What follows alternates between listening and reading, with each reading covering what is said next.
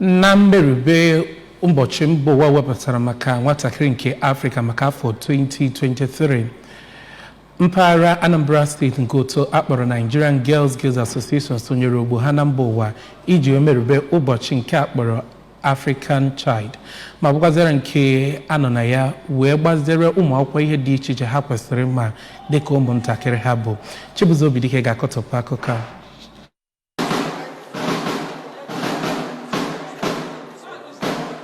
Ya bụ mmemme bụ nke a nọ n'ụlọ akwụkwọ St. Paul's College n'Ibonisi were mee dọtara ndị eji okwu agba izu na Anambra steeti nke gụnyekwara ndị kọmishọna otu ahụ bụ ndị nọ ugbu a nakwa ndị pụgoro apụ bụ nke onye du ha were bịa ya bụ njem bụ kọmishọna na-ahụ maka ya bụ otu ahụ na Anambra steeti bụ Oriakụ Charity Ezeakunne, onye nchịkọba otu 3-4 Guild nke Nigerian Girls Guide Association na Anambra steeti bụ dọkịnta Ngozi Ọkpara bụ onye nọsitere anya ya na mmemme ahụ bụ odeakwụkwọ ha bụ dọkịnta Ifeatụ Ọranụsị kwuru mkpa ọ dị na akwalitere ọnọdụ ụmụ nwaanyị karịchasịa na ekwesịrị ileba anya na agụmakwụkwọ, ahụike nakwa ezi nri nke ụmụaka na-eri. Onye na-ahụ maka ọzụzụ na otu Girls Guild Association nke Nigeria bụ dọkịnta Helen Obi ma kwue mkpa ọ dị na a gara n'ihu na-eleba ọdịmma ụmụntakịrị na ụmụaka ụmụ nwaanyị anya. Onye nkụzi pụrụ iche na mmemme ahụ bụkwa onye na-ahụ maka nrụrịta ụka n'ụlọ akwụkwọ sekọndịrị na Anambra steeti bụ Oriakụ Amaka na-ekwe bụ onye kwuru okwu na mmemme ahụ gara n'iru kọwaa na nwatakịrị ọ nwere akara aka dị n'ime ya ma ọ bụ ihe ndị ọ kwesịrị ime ma kwee na ọ kwesịrị ka a malite n'oge wee zụliteba ya bụ ụmụaka n'ụzọ kwesịrị ka ha wee nwee ike iji akara aka ha ahụ mee ka obodo nwee mmepe. Ọtụtụ ụmụaka ndị bịara ya bụ mmemme nke gụnyere Esther Onwuka nakwa Godswill a na-ekwe nọrọ too otu ahụ maka ya bụ nkụzi pụrụ iche nke e nyere ha ma kwue na ọ ga-enyere ha aka iji hụ mkpa ọ dị ito eto nakwa ịgba mbọ ịbụ ihe a chọrọ ka ha bụrụ. Ọnwa Juun ndụda mkpụrụ ụbọchị 16 n'afọ ọbụla ka eji emelube mmemme ụbọchị icheta ọnọdụ ụmụntakịrị nọ n'Afrịka bụ nke otu Organization of African Unity haziri n'afọ 1991 iji cheta ụmụaka egburu na Soweto na South Africa n'afọ 1976.